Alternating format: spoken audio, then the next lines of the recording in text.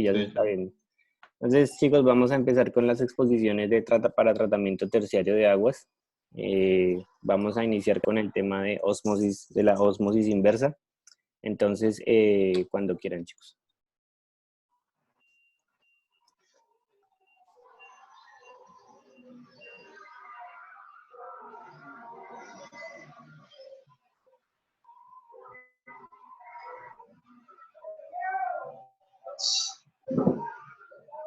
Ah, ok, es que estaba pasando un camión. Entonces, el tema del que vamos a hablar hoy, acerca del tratamiento terciario, es la osmosis inversa. Los participantes, pues, Camilo, Jorge, Julián y Rafael. Primero que todo, vamos a hacer una comparación entre lo que es osmosis y lo que es osmosis inversa. Entonces, Rafael. Sí, primero vengo yo hablando sobre qué es la ósmosis. La ósmosis es el proceso por el cual un solvente pasa a través de una membrana semipermeable de una solución diluida a una concentrada, hasta igualar la diferencia de concentraciones a ambos lados de la membrana. ¿Cómo explicar eso mejor? Pues a continuación les voy a dar un ejemplo de cómo ocurre la ósmosis. Camilo, pásala, por favor.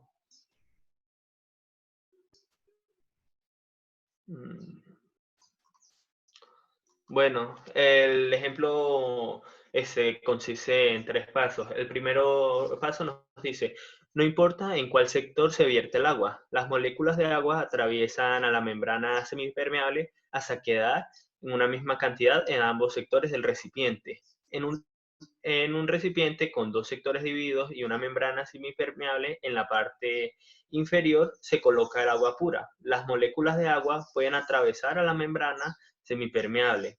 El agua se distribuye de forma uniforme y mismo volumen en ambos sectores. Luego se disuelve sal en ambos sectores del recipiente. En el sector derecho se disuelve más sal. La cantidad de agua no varía en ninguno de los dos sectores. Lo que varía es la concentración porcentual de agua en ambas soluciones. Luego se disuelve sal en ambos sectores del recipiente. En el sector izquierdo se disuelve la sal hasta la solución quede en una concentración de 10% de sal y 90% de agua. En el derecho se disuelve sal hasta que la solución queda con una concentración de 30% de sal y 70% de agua. Y en la de tercera parte, las moléculas de agua pueden atravesar a la membrana semipermeable, mientras que la sal no puede. La concentración de agua queda equilibrada con ambas soluciones, debido a que la concentración de agua era menor en la solución del sector derecho del recipiente. Para equilibrarla, moléculas de agua del sector izquierdo atravesaron la membrana semipermeable hacia el sector derecho para aumentar la concentración de agua allí.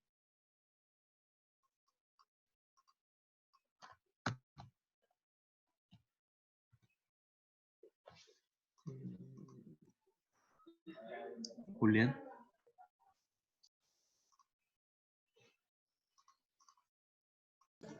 La osmosis inversa se usa más que todo es para tomar agua que está concentrada y pasarla a hacer agua pura, y todo pues mediante un proceso inverso de la osmosis, el cual consiste en generar presión, y todas las partículas libres de agua van a pasar por la membrana semipermeable hecha de lípidos a través del acuaporito, y todas van a pasar al otro lado del recipiente, disminuyendo el volumen de agua de la parte concentrada y aumentando en el que no está concentrado, y así generando el agua limpia.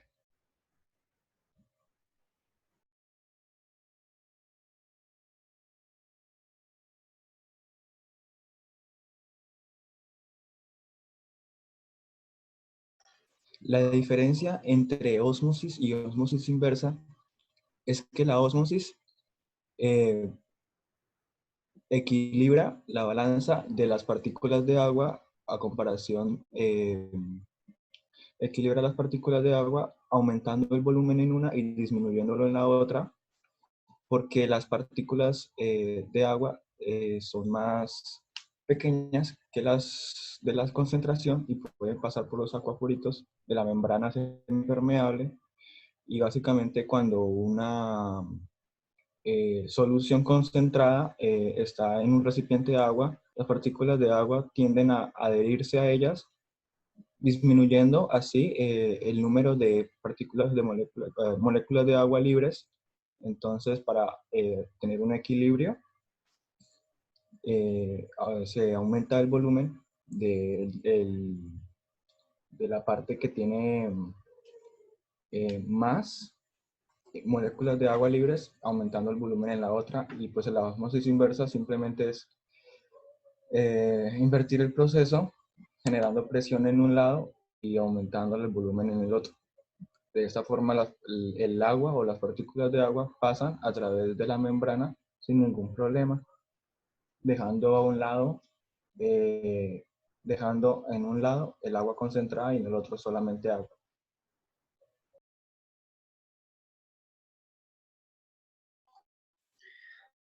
Listo. Ahora hablaremos acerca de las plantas de ósmosis inversa, sus características, componentes, aplicaciones y algunas recomendaciones a tener en cuenta.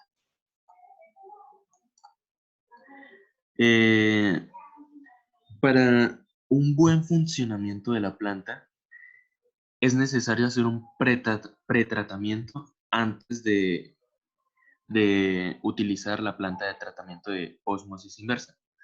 Por ejemplo, si la dureza supera los 10 gramos de sal, se recomienda un suavizador para que la sal quede atrapada allí y la mezcla de agua no esté tan concentrada en este tipo de sales que pueden dañar la planta. Igualmente, si el contenido de sílice es alto, se requiere inyectar un antiincrustante. Este no afectará al producto porque no se traspasa la membrana de ósmosis. Si el contenido de hierro o magnesio es alto, se requiere un catalizador adecuado. Y si el agua contiene cloro, hay que declorar con carbón activado. Estos son los componentes de una planta de ósmosis inversa y el diagrama de flujo.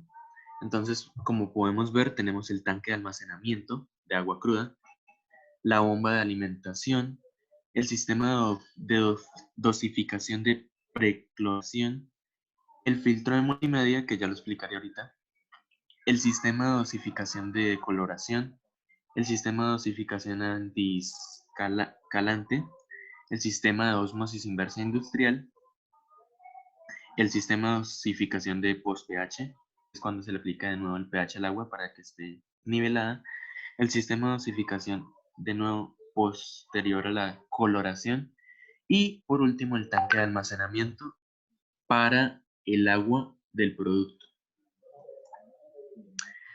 Ahora bien, este es un diagrama de flujo de cómo se usa la planta de ósmosis inversa. Este pues es para tratamiento de agua de mar, pero también se utiliza para el agua pues de las petardas.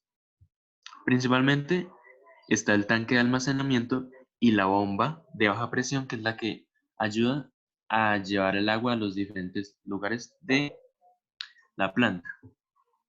Aquí tenemos un catalizador un estabilizador de pH y en esta parte tenemos unos tipos de filtros.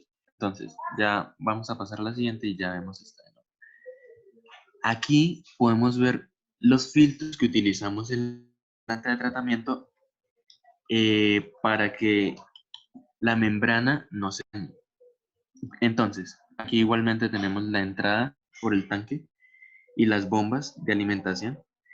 Y primeramente tenemos una dosificación de un coagulante para el cloro, porque el cloro tiende a dañar las membranas. Entonces necesitamos el coagulante que nos sirve para desconcentrar, tener una menor concentración de cloro en el agua. Luego tenemos un filtro de grava que lo que hace es reducir la velocidad del agua eliminar gérmenes vivos y eliminar contaminantes orgánicos. Luego, el agua pasa por un filtro multimedia, que lo que hace es remover sólidos suspendidos de muy pequeños micras. Por último, pues tenemos, por último no, luego tenemos el filtro de carbono activado, que como lo había dicho antes, es para eliminar pues el cloro y darle una buena coloración y olor al agua. También elimina herbicidas y pesticidas y algunos contaminantes orgánicos. Por último, pasamos por los filtros pulidores, que lo que hacen es terminar el proceso de filtración y retener las sustancias. Perdón, no puedo dar letra.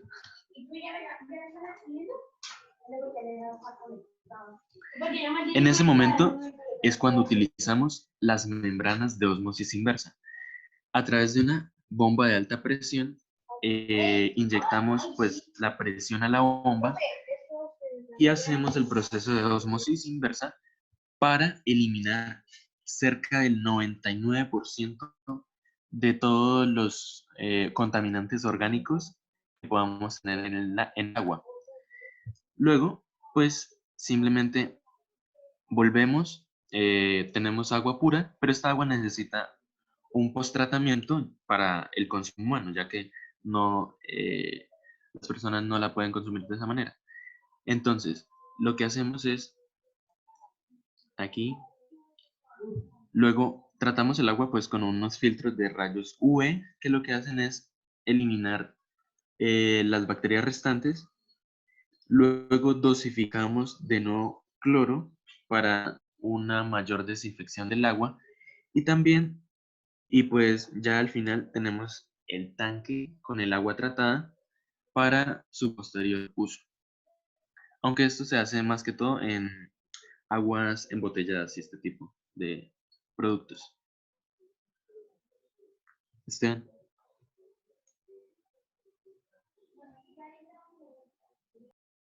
Bueno,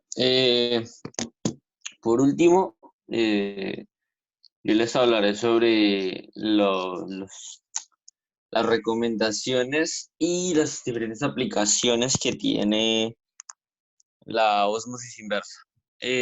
Pues, como ya lo saben, es un sistema básicamente de membranas. Eh, ya Camilo mencionó algunos de los procesos que se llevan a cabo. Sin embargo, hay que tener en cuenta que estas suelen ser de 5 a 6, es decir, normalmente en la industria se encuentran con 5 a 6 etapas, sin embargo, pues hay más. Una de las recomendaciones que se tiene es que dentro de esos filtros haya una lámpara ultravioleta, puesto que pues, esta destruye los microorganismos que puedan quedar presentes después de la ósmosis inversa. También es necesario pues un filtro desionizador, porque pues elimina los contenidos de sales ionizadas, eliminando por completo minerales del agua. Pues normalmente la ósmosis inversa suele ser usada para desalinización de aguas salobres, desalinización de agua de mar, producción de agua ultrapura, tratamiento de aguas residuales, entre otros. Estas son pues aplicaciones generales. Normalmente para el tratamiento de aguas residuales es bastante complicado porque pues el coste es bastante elevado y aparte de esto, las aguas residuales, como su nombre lo indica, eh, tiende a, tienden a ensuciar las membranas. Entonces, obviamente es necesario llevar una limpieza de estas y solamente se puede realizar mediante la aplicación de, de los rayos ultravioleta. En las aplicaciones industriales se usa para la industria alimentaria, farmacéutica y similares. Básicamente se utiliza agua osmotizada, pues esta genera una gran variedad de procesos y, bueno, se precisa un agua de gran calidad. También está la industria productora de agua para el consumo humano, pues obviamente, como ya se indica, básicamente sirve para eliminar muchos factores del agua, como la salinidad, y a veces en el proceso, cuando se realiza este proceso, se pierden los minerales del agua. Al final de todo el proceso, el agua, al agua se le vierten básicamente los minerales que el ser humano necesita. Estas son las aplicaciones tanto industriales como generales. Y por otro lado, pues ya vendrían las recomendaciones. Son 3 recomendaciones fundamentales, que es la calidad de los equipos, la cantidad de agua aprovechable va en función de la calidad de la membrana. Esto quiere decir que a mejor calidad, menos rechazo. La calidad del agua a tratar. Mientras mejor calidad tenga el agua a tratar, menor trabajo de la membrana y en consecuencia necesitará menos agua para evacuar los residuos sólidos. Y por último, la presión del agua. Si la membrana funciona a baja presión, será mayor el rechazo y se perderá más agua durante el proceso. El mantenimiento de estos equipos tiene que llevarse pues con el proceso de rayos ultravioleta. Pues como ya se había mencionado antes, durante el proceso del paso por las etapas es muy probable que las membranas queden con residuos y pues es necesario limpiarlas para hacer bien el trabajo. Listo. Listo, gracias.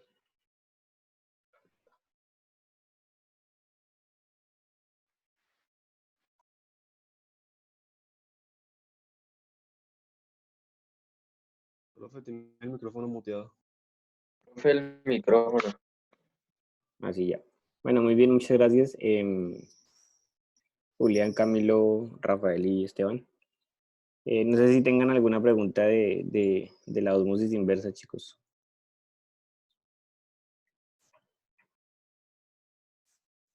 ¿No? No, señor. Bueno, entonces, el siguiente grupo, por favor, ¿quién va a ser? Otros. Uy, John y Johan, ¿sí? John. Y Sí. Eric John, Sí, yo. y Sandy. y Santiago. Bien, Y Santiago, entonces, sí. cuando El Santi.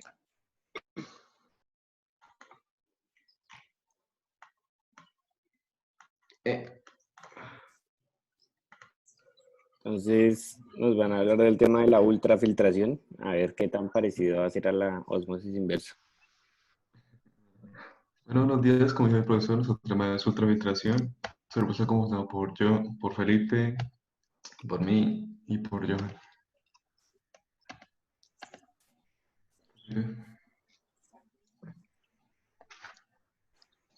Ok. Bueno, buenos días. Bueno, ultrafiltración. La ultrafiltración se trata de un proceso de filtración por membranas que remueve sólidos suspendidos, sólidos disueltos, bacterias, virus, endotoxinas y otro tipo de patógenos para producir un agua más pura.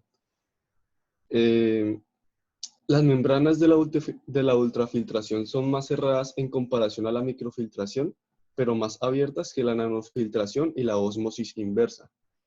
Las membranas trabajan con baja presión, lo que resulta en menores costos de operación. Además, son muy eficaces como tratamiento previo a la ósmosis inversa. Y a su vez cuentan con un sistema de retrolavado, lo que les proporciona un mayor tiempo de vida.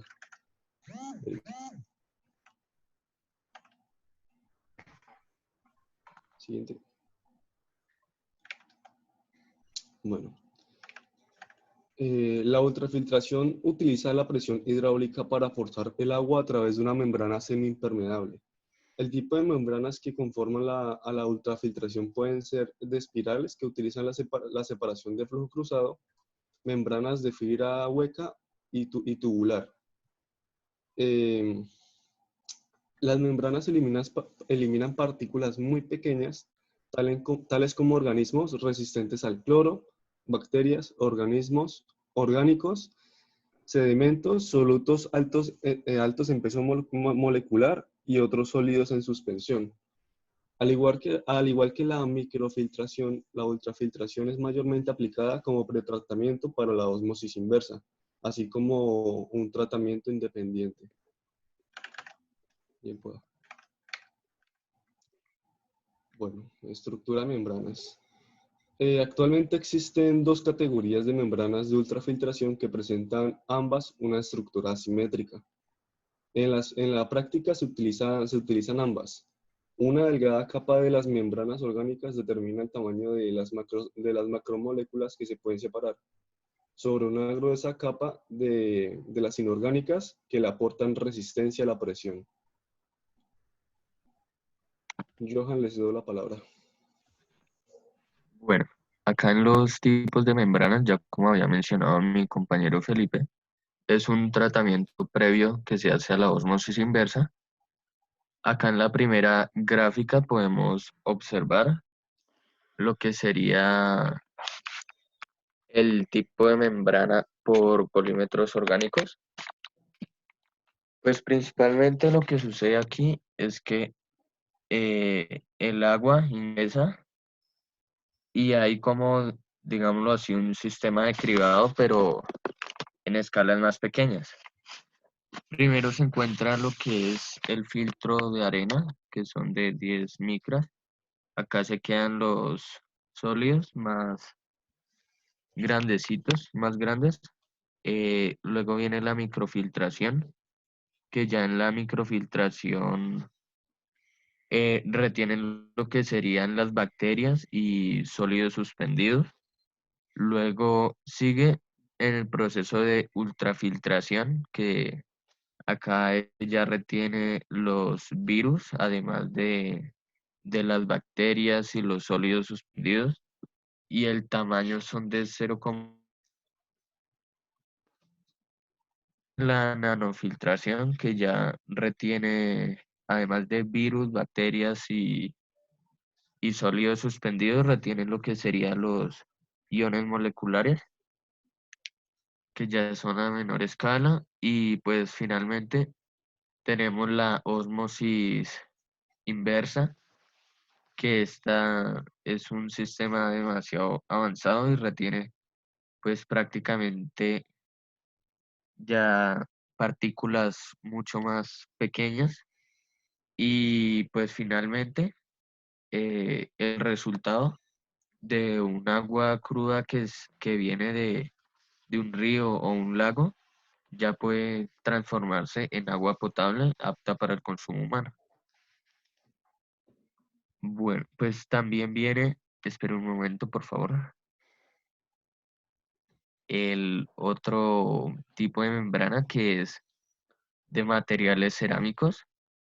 Esta pues tiene como varios sistemas, funciona como, funciona por una bomba. Es de, bueno, acá tiene un microtúbulo por donde se concentra el agua, y las mallas lo que hacen es retener la mayor cantidad de partículas suspendidas, y lo que hace es que el agua pues básicamente es la única sustancia que puede atravesar estos sistemas, y pues simplemente sale ya prácticamente potabilizada. Y pues esto tiene unas ventajas. Puede pasarla, Eric, por favor. Listo. Unas ventajas que ya son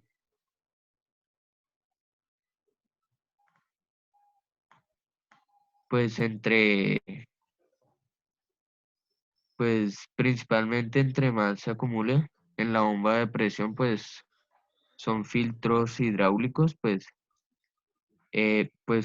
tienen un funcionamiento correcto del sistema, es muy barato, descompone a nivel biológico, es un buen tipo de filtrador, descontaminador, presenta ahorro de energía, puede manejar operaciones continuas, requiere pocos trabajadores manuales, tiene un costo aceptable y no hay cambios de sabor en los alimentos al ser procesado. Algunas desventajas de estos tipos de membranas. Siguiente, por favor.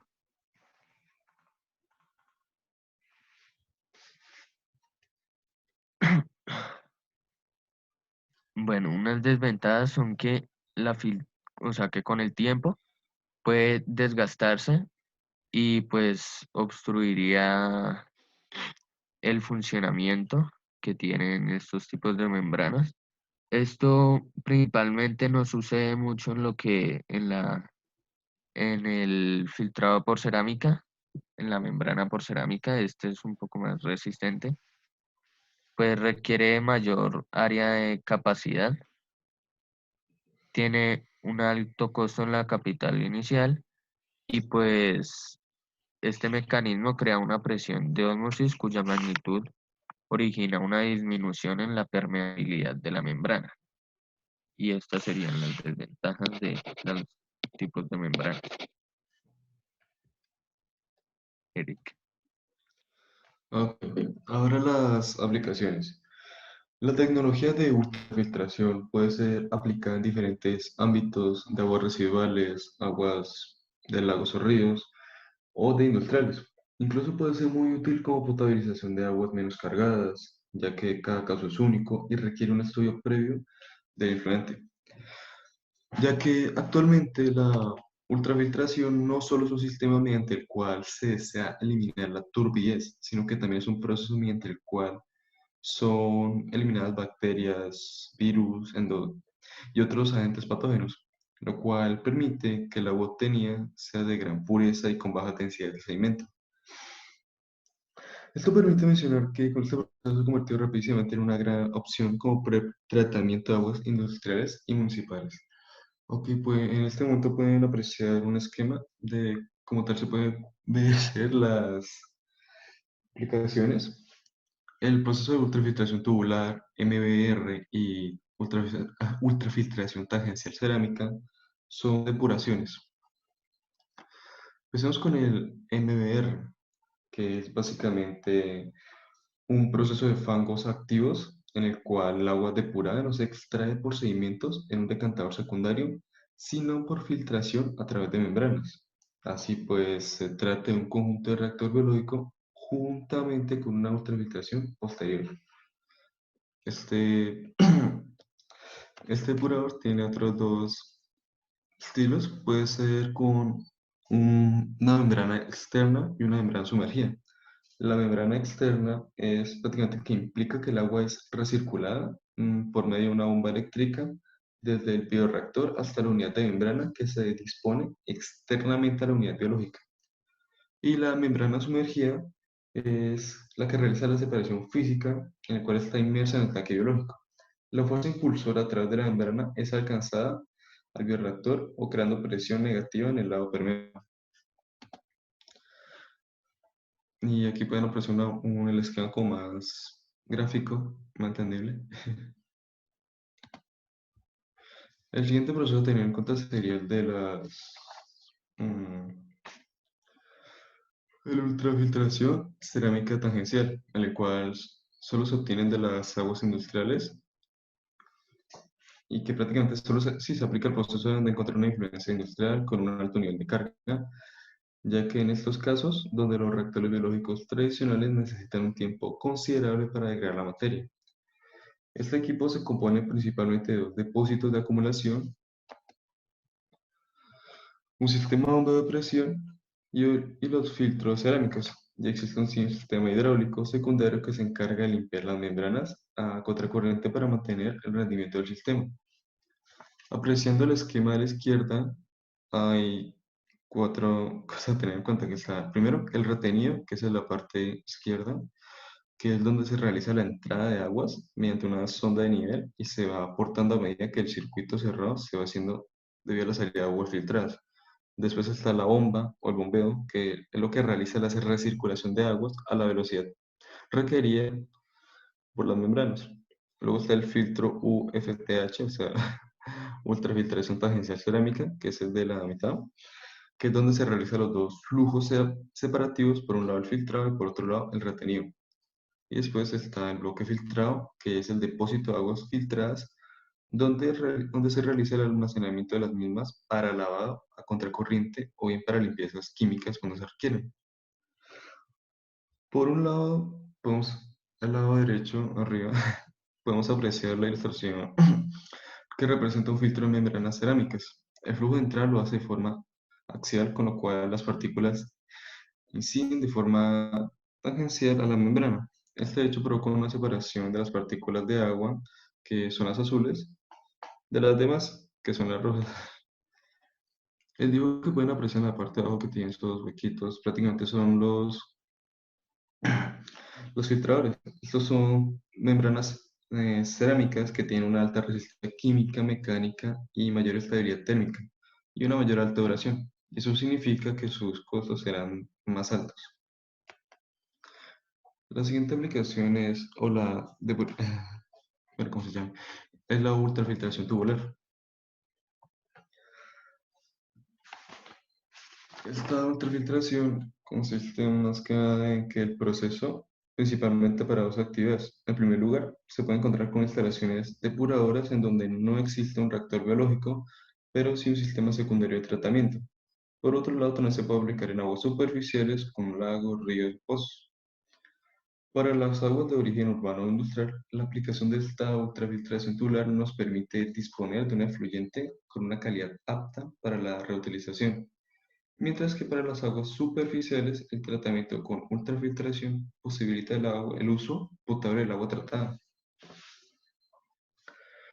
Como podemos apreciar el esquema inferior, perdón, el esquema de tratamiento primario, secundario y de ultrafiltración, se dispone en serio con los demás elementos de instalación de tal manera que por un lado se consigue agua clarificadora y por el otro residuo sólido de desecho.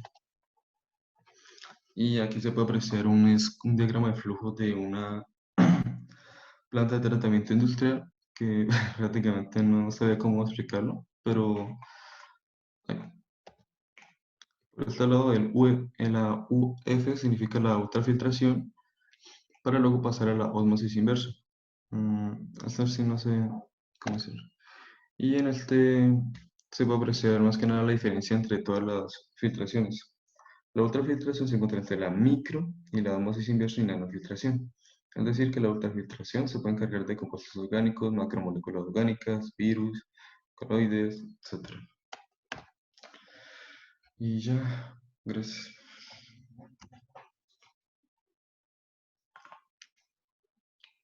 Bueno, muy bien, chicos, muchas gracias. No sé si tengan alguna pregunta de la exposición, los demás.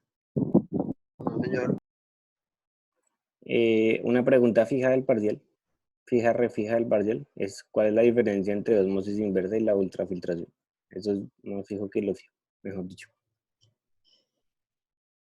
Bien, entonces, John, Eric y Johan. Bien, ¿qué grupo va a continuar? nosotros, Listo, bien, entonces Brian y las chicas. mis chicas. Sí, sus chicas, Brian. Entonces, van a continuar con el tema de... ¿qué tema tienen? Electrodiálisis, profe. Con la electrodiálisis, perfecto.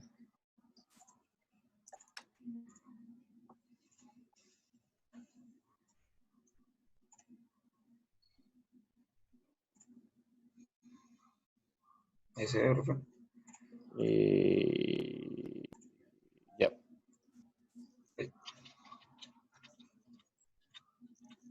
Listo. Bueno, profe, pues buenos días a todos, ya nos hemos saludado. Pues mi grupo está conformado por Karen Monge, Carlos Botero y Brian Peña, y pues hoy vamos a hablar de la electrodiálisis. Y pues primero que todo, ¿qué es? Pues es un procedimiento mediante el cual se puede extraer los iones disueltos de agua, pues haciéndola pasar por una serie de membranas ion selectivas con ayuda de energía eléctrica. ¿Sí? Y pues este se realiza con el dispositivo consciente en varias celdas hechas con membranas ion selectivas. Cada celda consta de una membrana catiónica y otra aniónica. Em,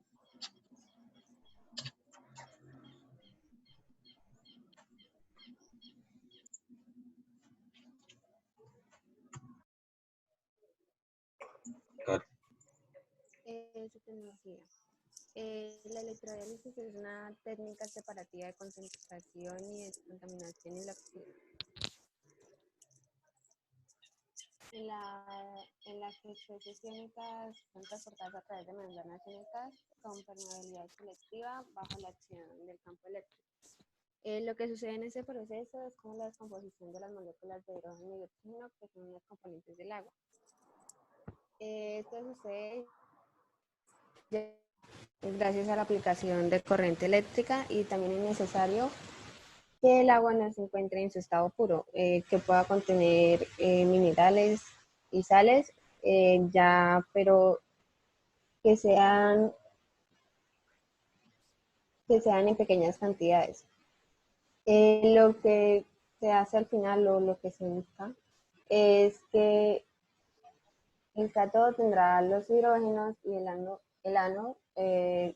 tendrá los oxígenos.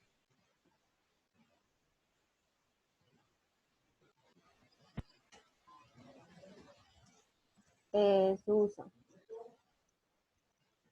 Desalinización de aguas, salobres y la producción de salmueras, tratamiento de la dureza del agua, el desalado del suero de peces.